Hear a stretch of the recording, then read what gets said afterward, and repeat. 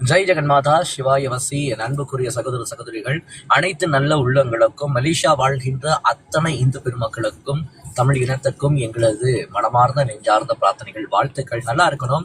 இந்த தை மாசம் மாசி பாசத்தை பத்தி நான் நிறைய சொல்லிக்கிட்டு இருக்கேன். நாம் செய்த பாவ கருமங்களை போக்குறதுக்கு ஒரு அற்புதமான ஒரு நேரம். அதற்காக 63 நாள் கர்ம யாத்திரை, கர்ம வகுப்பானது தொடர்ந்து நடைபெறுகின்றது. அதுல ஒரு முக்கியமான ஒரு செய்தி உங்களுக்காக இப்போது. நம் கர்மத்தை ஒவ்வொரு சூழ்நிலையிலும் நமக்கு ஒரு கர்மா வருது. அது நல்ல சூழ்நிலையா இருந்தா அது புண்ணிய கர்மம். ஒரு தீய சூழ்நிலையாக இருந்தா உடலுக்கு நோயும் மனசுக்கு வேதனையும் கொடுத்தாந்தா அது பாப கர்மம். அதே நல்ல கர்மம்னா உடம்புக்கு சுகம், மனசுக்கு சந்தோஷம். ஏதோ ஒரு சூழ்நிலை வருது, அது பாப கர்மமா இருந்தாலும் சரி, புண்ணிய கர்மமா இருந்தாலும் சரி. அந்த சூழ்நிலையில நம்ம அந்த கர்மத்தை ஆணவத்தை கொண்டு நம்ம அது அணுகுமுறை செய்தால் அது என்ன ஆகும் அப்படின்னு கேட்டீங்கன்னாக்கா, அது மிகப்பெரிய பாவ கர்மத்தை உருவாக்கி கொடுக்கும் உங்களுக்கு. நல்லா தெரிஞ்சுக்கிங்க.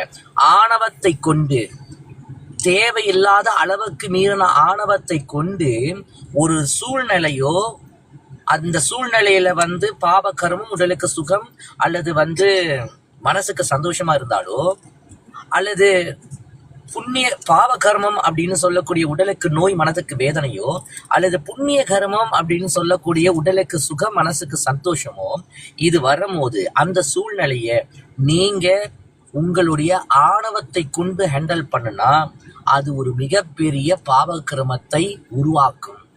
திருப்பி அந்த வேதனை, ஆல்ரெடி அது பாவ கர்மம் வேதனையா இருக்கும், உடலுக்கு நோயா இருக்கும்.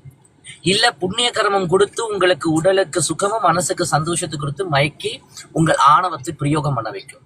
அப்ப ஆணவம் சொல்லக்கூடிய ஈகோவை கொண்டு நீங்க அந்த சூழ்நிலையை ஹேண்டில் பண்ணீங்கன்னா அதோடைய பின்விளைவானது அதை விட பெரிய பாவகர்மமானது உருவாகும். இதுக்கு சாட்சி என்ன அப்படின்னு கேட்டாக்கா, அகத்தியர் மகாமுனி மனித குலத்துக்கு கொண்டாந்து சேர்த்த லலிதா நவரத்ன மாலையில ஒரு முக்கியமான பகுதி இருக்கு. அவம்பெரும் பிழையின் பேசத்தகுமோ. அவம்பெரும் பிழை அப்படின்னா என்னன்னா, ஆணவத்தையும் சுயநலத்தையும் வெளிப்படுத்தக்கூடாது. அந்த வெளிப்படுத்தக்கூடாது 4 பேர் இருக்கிறாங்க. அதை பத்தி நான் நிறைய அந்த வீடியோல நான் கர்மா வகுப்புல பத்தி நிறைய சொல்றேன். யாரெல்லாம் தன் ஆணவத்தையும் சுயநலத்தையும் கொண்டு ஒரு சூழ்நிலையை ஹேண்டில் பண்ண நினைச்சீங்கன்னா, அந்த கர்மமானது நிச்சயமாக, அது நல்ல கர்மமா இருந்தாலும் கெட்ட கர்மமா இருந்தாலும் அதோடைய விளைவானது நிச்சயம் பாவ கர்மத்துல தான் விளையும். சோ அன்பர்கள், தன் ஈகோ, தன் ஆணவத்தை கொண்டு, அகங்காரத்தை கொண்டு உங்களுடைய சூழ்நிலைகளை சரி செய்யணும்னு முயற்சிக்காதீங்க அன்பர்கள். அடுத்த பதிவுல சுயநலத்தை கொண்டு நாம் பாபகர்மத்தை புண்ணிய கர்மத்தை ஹேண்டில் பண்ணா என்ன செய்வோம், என்ன நடக்கும்ன்ற விஷயத்த அடுத்த பதிவு சொல்றேன்.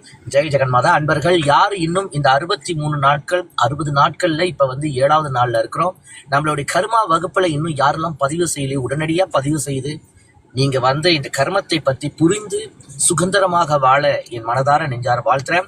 பாப கர்மத்தை கண்டு பயப்படாதீங்க, புண்ணிய கர்மத்தை கண்டு மயங்காதீங்க. ஒவ்வொரு நாளும் தெய்வீக சக்தி அதிகரித்து உடலுக்கு ஆரோக்கியம், மனதுக்கு சந்தோஷம், உங்களுக்குள் இருக்கின்ற சத்தியத்தின் வழியாக நிம்மதியாக வாழுங்க என்று சொல்லி வாழ்த்தி, மாணவ தர்ம குருகுலத்திலிருந்து உங்கள் அன்புக்குரிய சித்தனடிமை மாஸ்டர் சித் விடைபெறுகிறேன். ஜெய் ஜெகன்மாதா சிவாய வசி. ஓ